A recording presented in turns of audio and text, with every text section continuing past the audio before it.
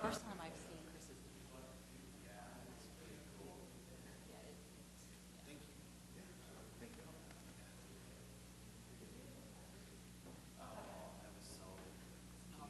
It's not that bad. I've had one.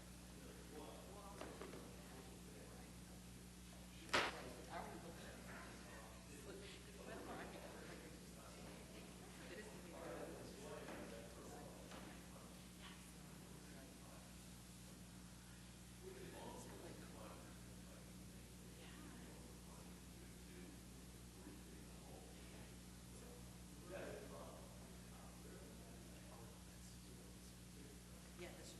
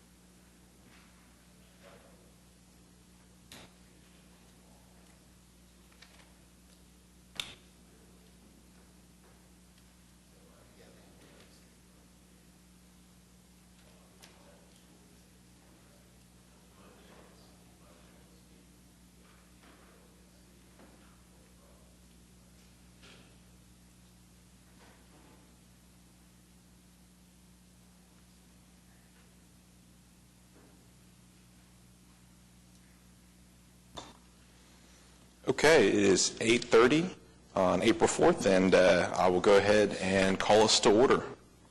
First thing on the agenda is approval of the minutes. I move that the minutes be approved. Approved. All right. And then right into information from vendors. This is a new component of the JIC that we're trying to put in place as we move forward, trying to get some more education and some just good information from our folks that are experts out there in the field. We have today Paul from Prime Therapeutics. As you'll recall, just a little bit of setup, but we recently switched on our indemnity plan from ESI, who we'd had for decades, to Prime Therapeutics. And I have to say, we were just talking about it, it's gone fairly well. We've had very few member complaints about it, and so we thought we'd bring Paul in and just kind of talk about his program. And if you have any questions, feel free to ask. Thank you, Paul. Thank you. And first of all, thank you for your business. We appreciate your business and excited to have you as a customer. As Chris said, my name is Paul Albrecht. I'm the account executive for Prime Therapeutics. So I work for Prime Therapeutics, but I support the Blue Cross Blue Shield team, and I know you all know Fazila. So I've supported Fazila for about the last 7 years as her account executive representing the pharmacy component. So before I get into the slide, I just want to talk a little bit about what the pharmacy component does. We are a company that we're owned by Blue Cross Blue Shield, so there are several different Blue Cross Blue Shield organizations across the country that own us. Currently, we're owned all by not-for-profit Blues organizations. So I wanted to talk a little bit again about how the PBM is set up. What we basically do is we help the pharmacies get their claims paid, and we help you all kind of aggregate the information. So you as an employer group don't want to get 20,000 different bills from the 20,000 different pharmacies that your employees could use over a month's period. So that's basically how our business started as an aggregator. So we take in the claims from the pharmacy, we organize the network, then we make the payments on your behalf, and then we give you some discounts as a result of that arrangement. As this type of business has kind of evolved over the years, it's evolved into this whole other thing where now we more closely manage the clinical programs, and then we also work with the pharmaceutical manufacturers on your behalf to arrange discounts. So you may or may not have heard a lot in the news about pharmacy benefit managers. We're going to be a lot more in the news in all likelihood because we're starting to represent a bigger and bigger piece of the total healthcare dollar. So when I started 20 years ago, we were maybe 8% of the total healthcare dollar, and we expect that within the next 5 years, we're going to approach half of the total healthcare spend is going to be going to pharmacy. Furthermore, and more importantly, less than 1% of your employee population represents about 50% of the pharmacy cost in the use of these specialty medications. So this is something that's relatively new. I would say the last 10 to 15 years, these specialty medications have gotten onto the marketplace. And so these are drugs like Humira and Enbrel, drugs that you see every night on TV. And these drugs, you just kind of shirk it off like no big deal, another medicine for high blood pressure. But in reality, these drugs cost in excess of $3,000 per month per person for the rest of that person's life. So we feel like it's really important for us to get out in front of these drugs and manage them. They're miracle drugs, so we think it's important that members have them when they're needed, but only when they're needed. And again, we want to just make sure that the member's getting the correct drug for whatever their disease is. So that's just kind of an overview of what the PBM does. Now, this slide that you see in front of you is a more specific description of kind of what Prime Therapeutics is about. Like I said, 17 different Blues plans own us from all across the country. One of those is Blue Cross Blue Shield of Oklahoma. So Blue Cross Blue Shield has been an owner for, I think, about 11 years at this point. We represent over 20 million members, so we have a pretty good scale. That's a lot what it's about with pharmacy benefit management as well. We need to have scale so that we have leverage when we go out to the chain pharmacies like Walmart, CVS, and Walgreens. We need to have some negotiating leverage, and we feel that we have significant size and scale with the 20 million lives. Some of our competitors, it's not on the slide, but I just wanted to mention this. Our competitors include Express Scripts, which was your former pharmacy benefit manager, CVS Caremark, which is a company that's aligned with CVS, and they just purchased Aetna. And then another one of our competitors would be Optum. Optum is the pharmacy benefit management company that's owned by United Healthcare. So those are kind of our major contributors. We probably rank number 4 out of those 4. And then it's a pretty sharp drop-off when you go beyond number 4. It drops off very significantly when you go to some of the more boutique PBMs. The next piece just talks about the drug spend that we manage. We manage about $21 billion worth of drugs. 308 million claims, though. I think that's the interesting number, is that's how many claims we actually process in a year. So just in the time that we've been sitting in this meeting today, there'll be 10,000 claims that process. So it's a pretty amazing deal. Once we get it set up, a claim processes in about 1/5 of a second, and it clears over 300 different edits to find out if it's the appropriate drug, the appropriate time for that specific patient. On the bottom row there, we talk a little bit about how we get the drugs to those members. The first channel is the retail pharmacy network. So that is everybody that's out in the world, right? The CVS's, the Walgreens, the Walmarts. Those are the stores that are available for your members to get their drugs at retail. Home delivery is something that we run ourselves. So we own our own home delivery program with Walgreens. We have a 50-50 merger with them and a company called Alliance Walgreens Prime. And so that gives us, again, through Walgreens, the volume that we need to command deeper discounts. And then your members can get that home delivery for a convenience factor. This used to be a big discount driver, and it used to be a lot cheaper to go to mail. That's not so much the case anymore. Those discounts have kind of normalized now that most drugs are available generically. So we view it more as a convenience factor. And then the third option, or I guess one of the third types of ways that we get your members' drugs are through these specialty pharmacies. So the specialty pharmacies are for those 1% of the folks that use the highly specialized drugs. So that's more like a concierge service where that member is going to receive a phone call every single month before their drug goes out to ship. So we want to know where that member is when their drug ships. If a drug costs $3,000 to $8,000, we don't want it sitting on somebody's driveway in the middle of Moore, Oklahoma, when it's 105 degrees. So those are pretty tightly managed prescriptions. Then the last bullet there, we have 3,900 employees. One thing I wanted to mention that's not on the slide, and I apologize, is that there's another way that your members can get drugs, and that's through a 90-day supply at retail. So it sort of works like the mail service in that the members can get a 90-day supply, but they can just get it at their local retail store. Not all retail stores are eligible for that type of setup because you have to agree to our deeper discounts if you want to be eligible to dispense 90 days. So it mostly just includes the larger chain stores, but it is a convenience option. So that's what I had planned to present today. Do you all have any questions?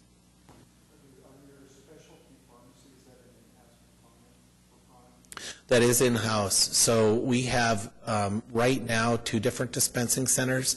One is in Philly and one is in Orlando. Over time, now the merger with Walgreens is fairly new. So Prime's facility was in Orlando, Walgreens was in Philly. Over time, we will have 4 more facilities spread out across the country, all the way out to Seattle. And our goal then is to have outbound shipments go from the place that's closest to the member. But those are all owned by us, so those are all our employees. And then I'm just curious, when it comes to manufacturer rebates on pharmaceutical, how does that impact into the city of Oklahoma City's costs? So the city of Oklahoma City gets rebates from us through Blue Cross Blue Shield. So each month you get an administrative invoice, and we apply a per employee per month credit on. Yep, so that comes back to you as a, we do. So we retain something called the manufacturer admin fee, and that can be up to 4.5% of the wholesale acquisition cost. So, but that is something that we retain. Well, I wasn't familiar with the 90-day pickup at the retail locations. Is that something that the member has to pre-coordinate or anything? It's something that you all have to pick, and I'm not sure, to be honest, if that's in your benefit design. It is? Okay. So the member has to go to their physician and get a 90-day prescription. If the member forgets and gets a regular 30-day prescription, then they show up at the pharmacy. The pharmacy can convert it to a 90-day script on their behalf. Yeah, but the member can't change the script themselves. Any more? The prime only represents the members, right? Or do you have external clients that are Blue Cross Blue Shield? We do. We have not very many. So we were formed out of Blue Cross Blue Shield of Minnesota, and it's a very old, it's a 20-year relationship. So we do have, I would say, maybe 15 clients around the Minneapolis area. University of Minnesota, for whatever reason, comes direct to Prime, even though they buy their medical from Blue, Minnesota. There's a Jennie-O Turkey, I think, Hormel Foods, a couple local Minneapolis-based companies still go direct with Prime, but it's just very few. And we don't do any direct marketing. So in other words, I'm not out selling directly to a company that might currently have Aetna. And then you guys seamlessly coordinate with Blue on out-of-pocket taxes and things like that integrates automatically? That's a great question. Yeah, that does integrate automatically, and we see that as our big strength, is that the more these specialty indications or diseases need hands-on management, we give Blue the file in real time. So the nurses and case managers at Blue that have access to look at the lab results for a diabetic, for example, they're also going to know on a real-time basis if that member had their prescription filled within the last 24 hours. So I think that's a real advantage for us. So as far as the financial piece, that is immediate adjudication. So it's not even 24 hours. That's, within the fifth of a second. That is tied to the accumulators on the medical side. I do have a question. And I don't know if this is for you. If one of our people has a prescription from a doctor, Mhm. and they go to the pharmacy, and the pharmacy calls in and says it's approved, and it's not approved, because you buy it over the counter. But you can't buy it over the counter, because you checked all pharmacies and they don't have it. So in your scenario, is it not available at the pharmacy, or is it, and I'll give an example, Dexilant is a drug that's a proton pump inhibitor for heartburn. That is the only proton pump inhibitor that I know of that still isn't available, over the counter. So that would be an example where a plan might, not cover any over the counter, and then that member would have trouble. So that member would have to pay out of pocket. In that scenario, they would have to just strictly pay for the drug.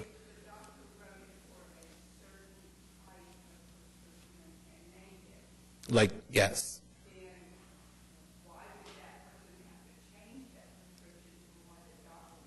So I think are you referring maybe to a dispense as written prescription, for example, where a doctor wrote for Crestor and said you have to get it as the brand, or are you talking about something that just is not available? For, and like an adjunct therapy.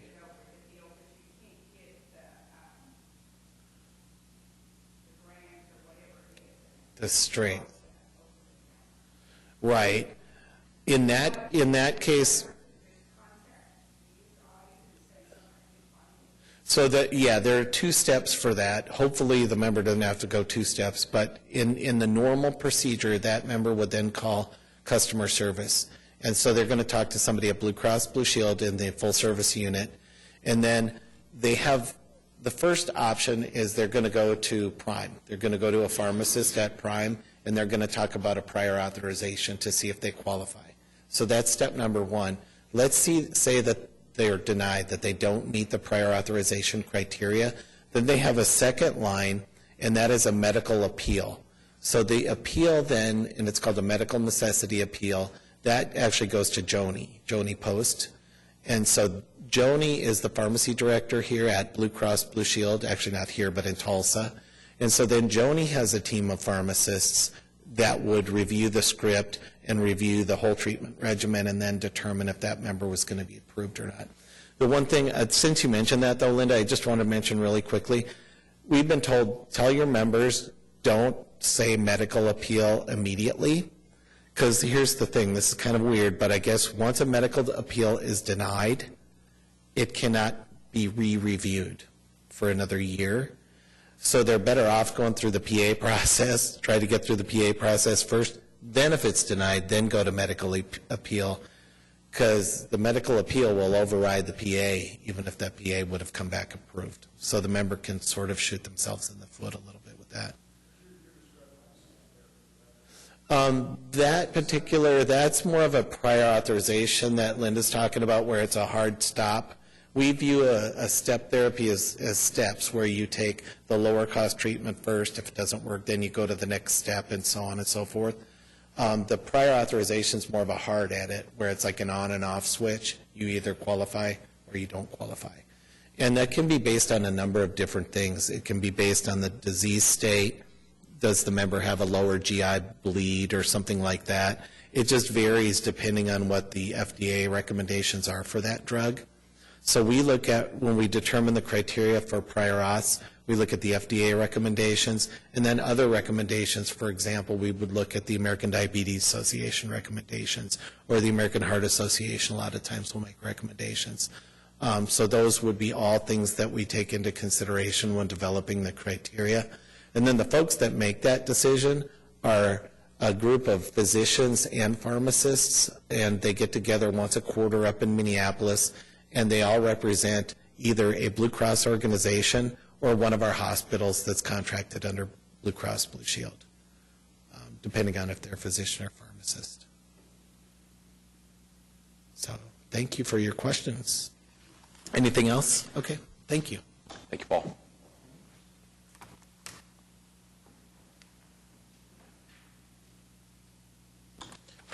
Okay, we will just go ahead and move right into our indemnity reporting.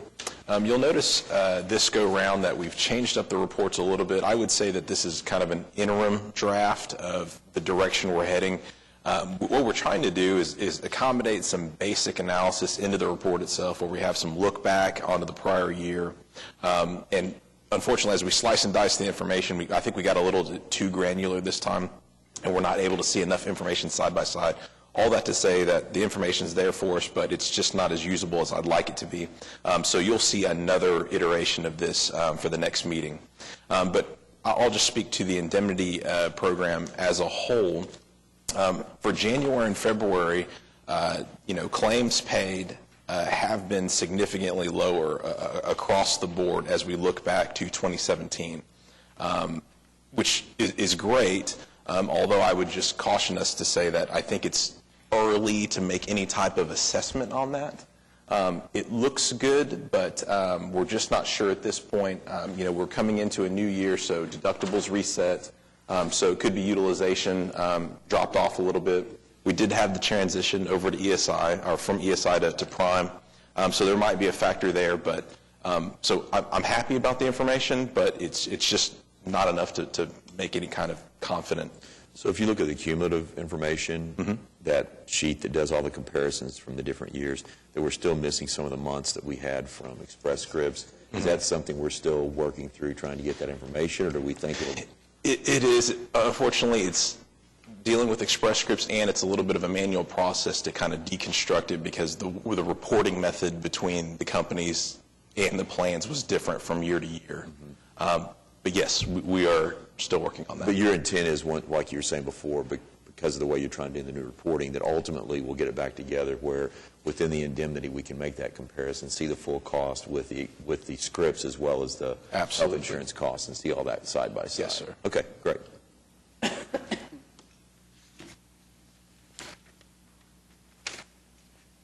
got any comparison of how many people have switched to get, what I'm getting at, you said it's early, but it's significantly lower of getting their drugs down here at Cary PC. Is there more people getting it there that might be it lower? Is what I'm getting at. It's possible. So what we're doing to that end is currently we have a pretty solid firewall between Cary TC and the city. That's done on purpose because we want to protect the members' privacy.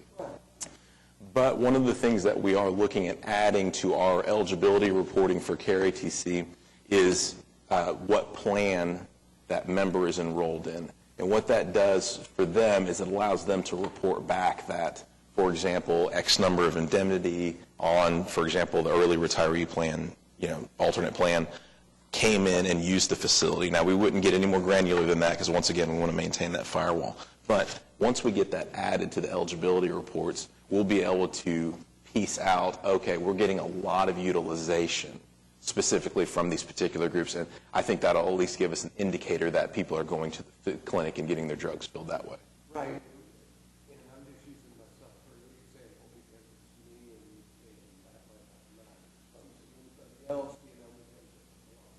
Sure. is that I know how much I'm saving a year going over that.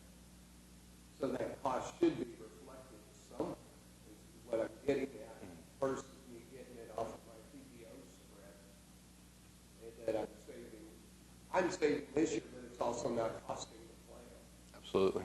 And so I'm just wondering if there's a comparison of not getting, like you said, into their personal information, but seeing how many more are getting bought here. For example, how many, if we, per person-wise, let's say, and I'm using fictitious number, 900 people, you know, the drugs that they were getting.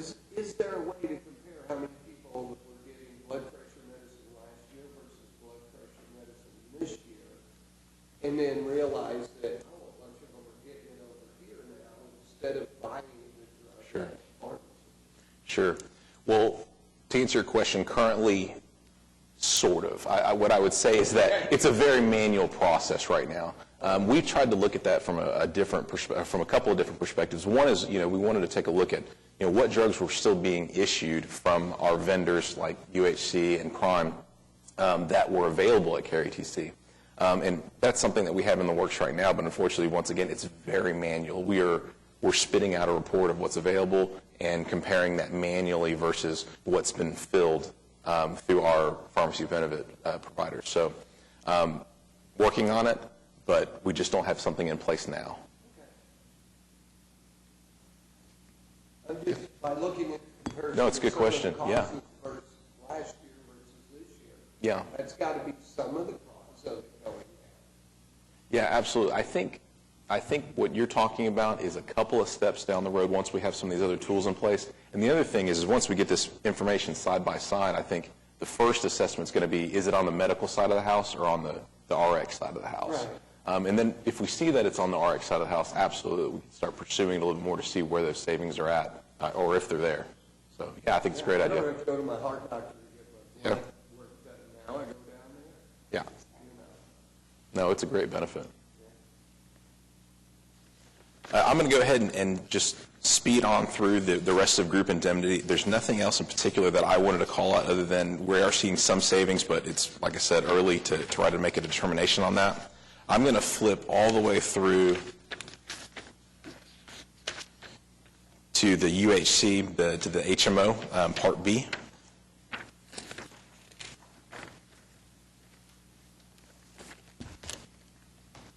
And nothing earth-shattering there. We're looking at approximately, we do have the look-backs working on this report, and so we're looking at about a 9% increase over the prior year. That's what we expected based on our renewal rates. The only thing I'd point out there is that as we get into May, many of you have started to receive letters if you're on the UHC plan, but we do have a renewal, a mid-year renewal, which is not common, but we are doing one because we just recently settled with our labor groups.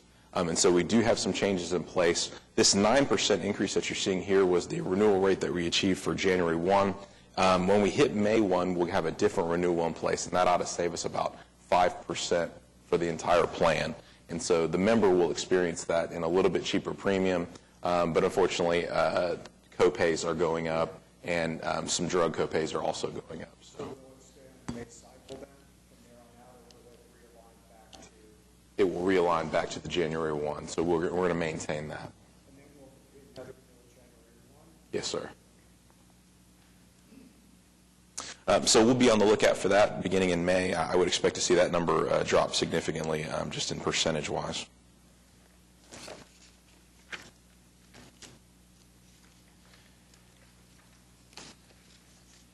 And then moving forward, I'm going to skip ahead to our Blue Cross Blue Shield dental plan. Just minor increases there, nothing that I would call out as significant. Slight shifts in enrollment. We did have a slight renewal increase, but I mean it was pennies to the dollar in most cases, so not seeing a lot of activity there. Nothing to call out on our Dearborn National Life Insurance report here. And then the only other one that we don't see routinely is we have a yearly report from our Employee Assistance Program. It's Part E in the back here. and I'll just call out some of the highlights. But as a reminder, we do have the EAP out for bid right now, and so we'll expect to get some information back from them later on this month. And we will have representatives from fire, from AFSCME, and from management on an RFP committee to take a look at and assess those plans that they put forward.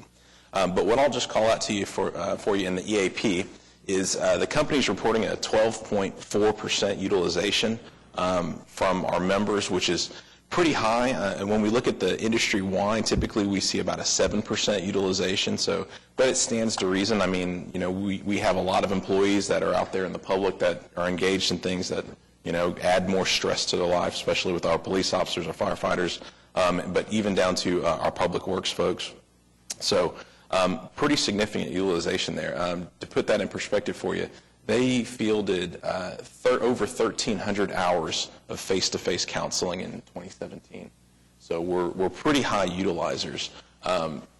Basically, the way the plan works is an employee can self-refer, call the system, and they basically get up to 6 counseling sessions for free, and all provided by the city. And what we're finding is that the vast majority of the people who engage in the program do end up using 6 counseling sessions before they're either referred off to continued care through their health insurance or hopefully their situation is resolved.